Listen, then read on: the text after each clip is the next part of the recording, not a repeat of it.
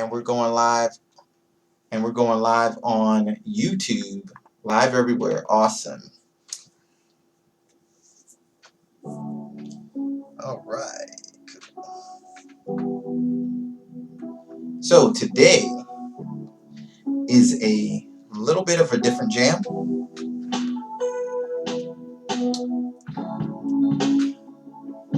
Today's a little bit of a different jam today, because tomorrow is 9/11, and we just wanted to do a little commemoration for that. I'm going to do a little something with my wife, lovely wife, actually. But first, of course, as usual, we're going to do our prayers. We're going to do a Hail Mary in Latin to start. Nomine Patri et Filii et Spiritui Sancti. Ave Maria, gratia plena, Dominus tecum, benedicta tu in mulieribus, et benedictus fructus ventris tui, Iesus. Sancta Maria, Mater Dei, ora pro nobis peccatoribus, nunc et in hora mortis nostrae. Amen. And we're going to do the collect of the day.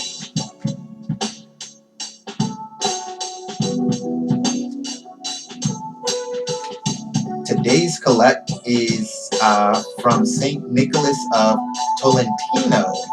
From his childhood, St. Nicholas was a model of virtue and innocence. He entered the order of St. Augustine and became a famous preacher. He died in AD 1310. Turn this music down a little bit. Don't want to overpower. I think that's good. So the collect, let's see, 1040, page 1040. Turn my pages here. 1040. Here we go. The collect is on page 1040. I just got to find it. Here we go. Stand by us, O Lord, while we commemorate your blessed saint and confessor, and humbly pray that by his merits this thy friend may assist us, who dare not rely on our own, through our Lord Jesus Christ, thy Son, who liveth and reigneth with thee in the unity of the Holy Ghost, one God, forever and ever. Amen.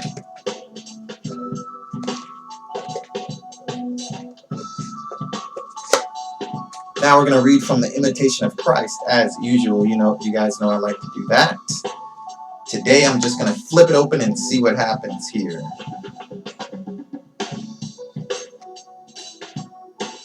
Okay, Book 3, Interior Conversation, Chapter 3. The words of God are to be heard with humility. Many fail to reflect on them. Christ says, "My child, hear my words and follow them, for they are most sweet and far exceed the learning and wisdom of the wise of the world. My words are spirit and life. They are to be heard in silence with humility and reverence, and in great tranquility of body and soul." The disciple says, "Blessed is the person you instruct, O Lord, the one whom by your law you teach, giving rest from evil days." And that's the Imitation of Christ, Book 3, Chapter 3. Now, I can't be in every screen. Maybe I should turn some of them so you guys can see.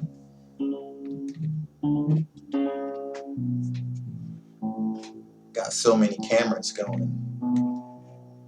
Boom, there we go. Sorry, Instagram, about the light. It's kind of tricky getting all the cameras in the right place and the mic and everything. So, let me get my mic set up right. So today I'm just playing some background music that I've made previously, and there we go. Got all my cameras right. So we're talking about a little bit about 9/11. I want to do a little bit of a background on it for the people who were not alive or who, didn't experience it at all. Oh, what happened? Oh, next track played. That's okay. So I did have a video with a little bit about it that I wanted to pull up, but I can't do it because all my phones are taken. But let me see if I can find it online here. Actually, I remember most of what happened. So basically what 9/11 was in 2001, 4 planes, I believe, were hijacked by terrorists from the Taliban and Al-Qaeda. And Al-Qaeda was run by Osama bin Laden and another guy that I believe they called him KSM. I don't remember exactly what that stood for. But anyway, they had been planning attacks and carrying out attacks for... Oh, wait a second. I didn't even introduce the whole podcast and everything. I'm just so flustered trying to get everything ready. So, this is Shalom's Unsnobby Music Hobby Podcast, where we play music and talk about stuff. Sometimes I play live music, sometimes I just talk, sometimes I interview people. So today is going to be one of those days where I just play music that I've previously recorded and talk about stuff. We're talking about 9/11 today. So, it is Shalom's Unsnobby Music Hobby Podcast. Thanks everybody for joining. Let me turn the camera up on YouTube so we can see faces today, since I'm not playing the actual keyboard. YouTube, let's see. Got half of a face. There we go. What up, YouTube? Alright, now I got my face on everybody. Since I'm not playing the piano, we don't need to focus on the piano. So it's Shalom's Unsnobby Music Hobby Podcast. I know it's a long name, Unsnobby Music Hobby. You can search it on any of the streaming podcast platforms and you will find it. Or go to sdcason.com/subscribe and you'll find all my social links. That's Sigma Delta CASON.com/subscribe. Anyway, 9/11. So we had 4 planes hijacked, but a lot of people don't remember before that there were a number of other bombings done by Al-Qaeda and Osama bin Laden to basically, make the U.S. bend the knee to them to say that the U.S. was wrong about being capitalist, about, going into the Middle East and doing things like, buying oil, and kind of the whole West had done this thing in the Middle East where they were colonizing and changing kingdoms and all these different things. Whether it's right or wrong, that's, I'm not commenting on that. I'm just telling you what it is. So anyway, Osama bin Laden was mad about this, and he was a rich guy. He came from Saudi Arabia, if I'm not mistaken. He was rich, he was balling, and that's the reason why he was able to do a lot of these terrorist attacks. Anyway, so he did an attack on a embassy, I believe, in Nigeria, but it was an embassy in Africa, a U.S. embassy that got blown up. A lot of people that worked there, CIA, FBI, had gotten killed, and then there was really no retaliation. There was no response from the U.S. So he said, okay, I'm going to be able to do something else. So then he said, hey, we're going to do another bombing. We're going to escalate it. So did a bombing on the U.S.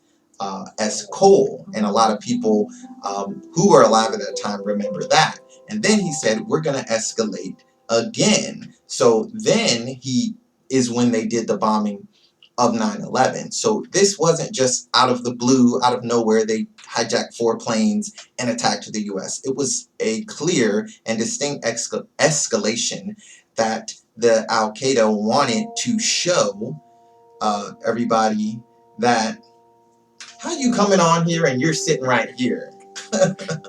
My wife's on the live stream and she's sitting right here, so that's always fun. Anyway, so he probably wanted to do even more attacks after the fact, but after that is when President George Bush, who was the president at the time, really cracked down, and the whole NATO, basically is like a type of United Nations, NATO, changed their charter so that they would be able to attack preemptively the terrorist organizations, and that's how the war on terror, which is quasi over, kind of still going on, that's how it all started.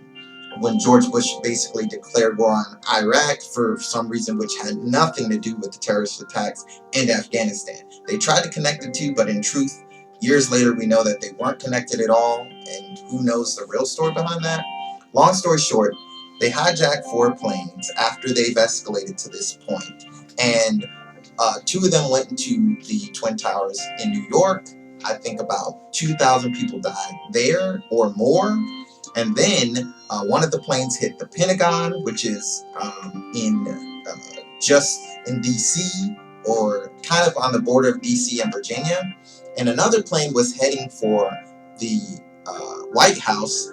That plane was taken back over by the people, people who were just flying, just normal people. They took over the plane because they saw that things weren't going good, and they crashed it. I don't know if they crashed it on purpose or while they were fighting for the controls it crashed, but those people were able to stop whatever that last attack was going to be.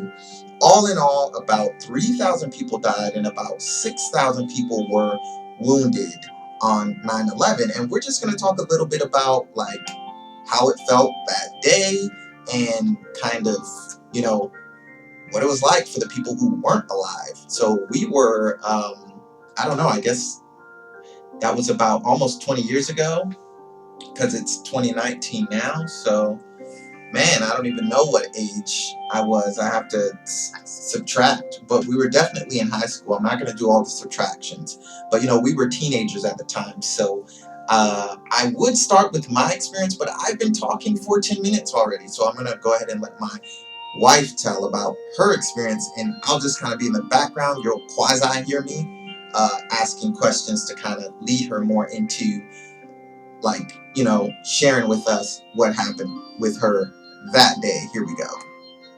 You got to get close to the mic. So first, like, just how was it when, just what was it like? What first happened? What was first different? I remember the kids walking around in the school, and a bunch of kids were crying. I was like, what's everybody crying for? This is real strange. So I went to class, went to history class, and there was a bunch of kids crying in there too. I'm looking around, I'm like, I'm not going to ask any questions as to what's going on. Okay. And then my teacher turned on the TV, and they were showing that the Twin Towers were attacked. So before we go on, what did you feel like when you first heard that? It's like, oh man, that's. I mean, I was born in New York, so whenever we went there, my dad'd be like, "Oh, you know you're home if the Twin Towers are here." And Oh, wow. Now they're not there. So it was really strange. And then I thought, like, where's all my family? Like my grandmother, she lives in New York. She didn't usually travel out of her house too much, but who knows if she was. My cousins and and I don't remember, but I think the phone lines were down, if I remember correctly. Um, I know there was a couple of times that the phone lines were down, and so you couldn't get a hold of your family. And oh, wow. That's pretty scary. So, other than the first reaction, after you kind of watching things unfold, what were your thoughts? What were your feelings? Like, how, just what was going on in your mind as things were happening more and more, and you're just watching it unfold? Just worried about like all the rescuers who were out there and all the people, and hoping that they all got out all right. Right. You see some of the people like kind of coming out the building barely, and I don't know. It was just really scary to watch. Okay. And when the first tower, I don't remember if we saw both towers fall or just the second one, but when one of them fell, whichever one you remember seeing, what was like your first reaction, first thoughts, like feelings when the tower was actually coming down? It was like, I can't believe that just happened. Like, it's just gone. That building was massive. It was huge. Right. Yeah. And it just went down. Not like anything I would have ever imagined before. I just never thought that would happen. So now, let me turn it over here. So now, oh, it's too loud. Is that better? All right. So now, after 20 years later, So first of all, when you first went back, better question, when you first went back to New York, what did it feel like? How did you feel? What did you think being back in New York with no Twin Towers? It was really strange. You're sitting here looking for these buildings that are no longer there. And the tallest thing now is the Empire State Building, which was not anything compared to the Twin Towers. Um, so you gotta look for that, or you gotta look for the Statue of Liberty, which is off in the water, Right. and hopefully you can see it. Um, but it was a very strange experience. Like, well, are we in New York or not? Wow. So have you ever visited the memorial that is there, the two big holes, and they kind of turned it into a waterfall? Have you ever been there and looked in? And if you have, how did you make you feel? What did you think? I actually have not been. Okay. I know this past summer my daughter got to go and see it, but she wasn't alive when it actually happened. So I don't know how much she actually got out of it, but she said it was nice. She took some pictures. Okay, so 20 years later, like, what are your thoughts, feelings, kind of about terrorism, about New York, about the human condition, or like, what is the whole experience of 9/11 taught you, or how has it made your life different 20 years later? 19 or so. I mean, it's just awful that people are doing bad things to good people who are just trying to live their life. You just get up one day and all of a sudden some of those people are gone. And you may not have even thought to like give them a hug or ask them how their day was. You're probably rushing around in the morning, and now some of those people are just missing. And my dad was telling me that he actually worked in one of the Twin Towers. And if he had still been working there, then he would have been there at work. Right. So that's also very scary. Just one day your dad goes to work and gone. Yeah. So I guess that was the case for a lot of people, and of course we really feel for those people. And I think basically to kind of recap what you're saying is, and my thoughts too on it, I didn't really know anybody in New York, so, but the thought that one day, people, everybody there, 2,000 people, 3,000 people are there in one day, they're all gone. That just doesn't normally happen. So even with other things like mass shootings and wars and things like that, you're having 10 people, 2 people, maybe 20 people, especially from the United States. Our military is very advanced, so you're not getting many people dying all at one time.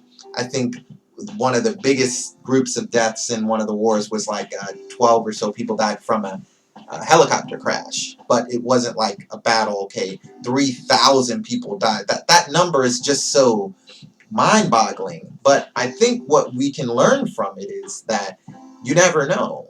And you should try to live your life the best way you can. Of course, I would say to rely on God and try to make sure you're saying that you love your family members and friends as much as possible, and trying not to do things that you're going to regret later, because you don't know when you're going to walk out of the house and not come back.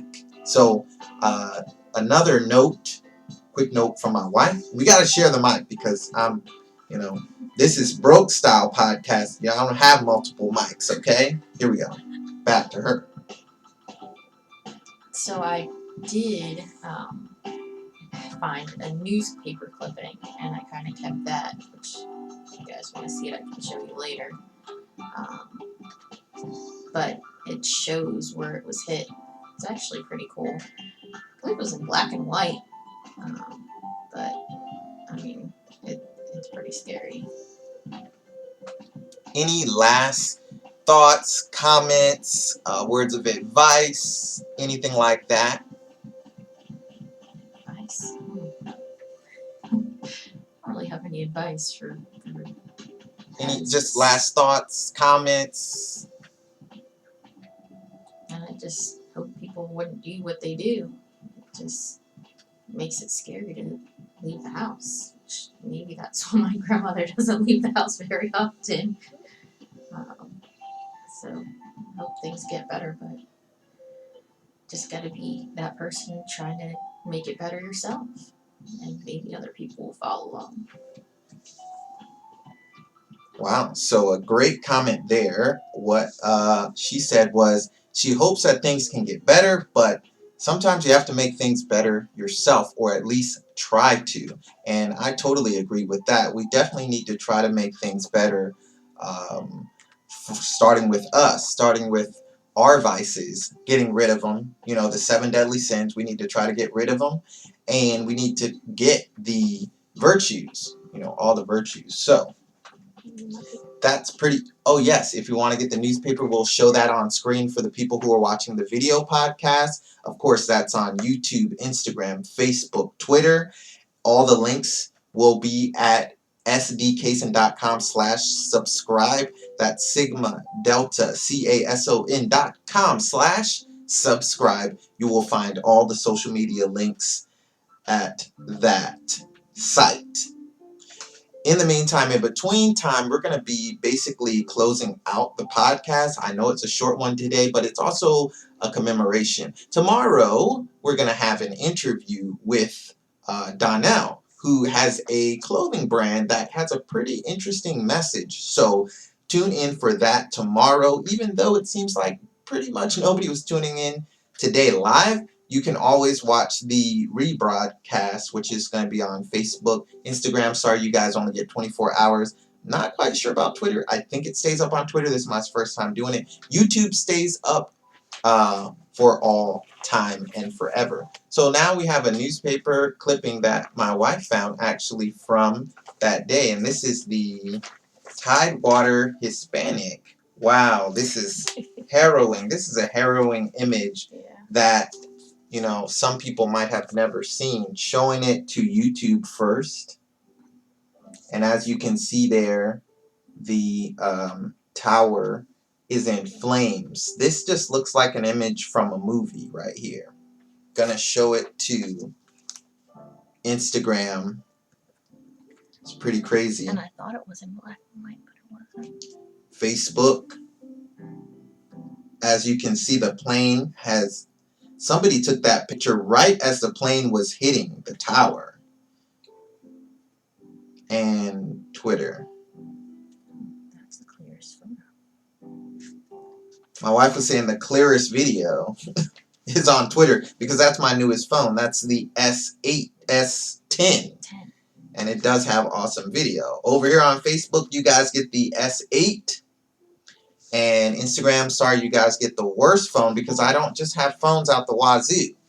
You guys get the track phone. So, anyway, serious topic. We try not to make it too heavy. So what we're going to do now is pretty much close out with a few words from The Imitation of Christ. Great book. Go check it out on Amazon.com. I got the St. Joseph edition, but any edition is good. On the teaching of the truth, or let's see.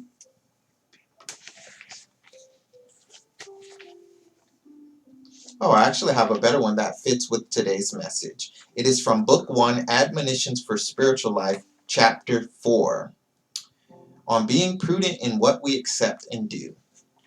It is not good to be taken in by every word or impulse that comes our way. Seek advice from a wise person of good conscience and be instructed by that person rather than follow your own way. Let me read that one more time.